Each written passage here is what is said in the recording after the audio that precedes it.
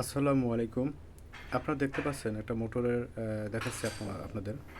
এই মোটরটা অ্যাকচুয়ালি বাতাস তৈরি করার জন্য যে মোটরটা, সেই মোটরটা এটা।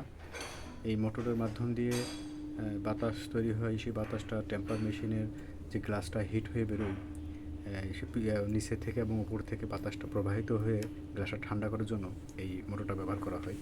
তো মোটরটা কিন্তু অনেক বড় এবং হচ্ছে বাতাসটা কিন্তু অনেক দ্রুত এবং অনেক বাতাস হয়।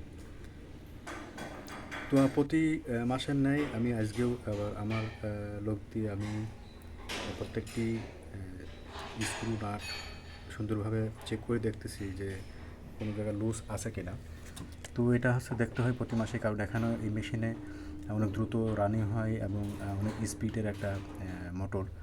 তো কোনো স্ক্রু যদি লুজ থাকে কিংবা ভেঙে যায়, কোনো রকম কোনো সমস্যা থাকলে হয়তো বড় ধরনের একটা দুর্ঘটনা ঘটতে পারে। সেই জন্য প্রতি মাসে এটা আমাকে চেক করে দেখতে হয় এবং প্রত্যেকটি স্ক্রু নাট আমাকে সুন্দর করে টাইট দিতে হয়। তো এই হচ্ছে ফ্যানের যে মোটর পাখাটা, সেই পাখা, এই মোটরের পাখাটা, এই বাতাসটা এই পাশ থেকে বেরোয়। আর এটা হচ্ছে আপনার সেই রুমটা। এই রুমের মধ্যেই কিন্তু আমার সেই মোটরটা বসানো আছে। তো আমি জাস্ট একটু দেখানোর জন্য আমি আবার বাইরে এসে আপনাদের দেখাচ্ছি আর কি। এটা সেই মোটরটা, দেখুন কত বড় একটা মোটর এবং ফ্যান। তো এটা হচ্ছে বাইরের সাইড, আর একটা সাইড ওই সামনে আমার কম্প্রেসার মেশিন আছে। তো এটা হচ্ছে সেই রুমটা।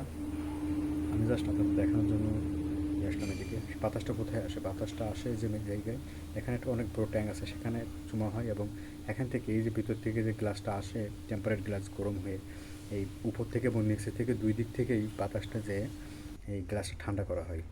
তো আপাতত আমার মেশিনে সব কিছু চেক করা হয়ে গেছে, ক্লিন করলেই আমার কাজ শেষ।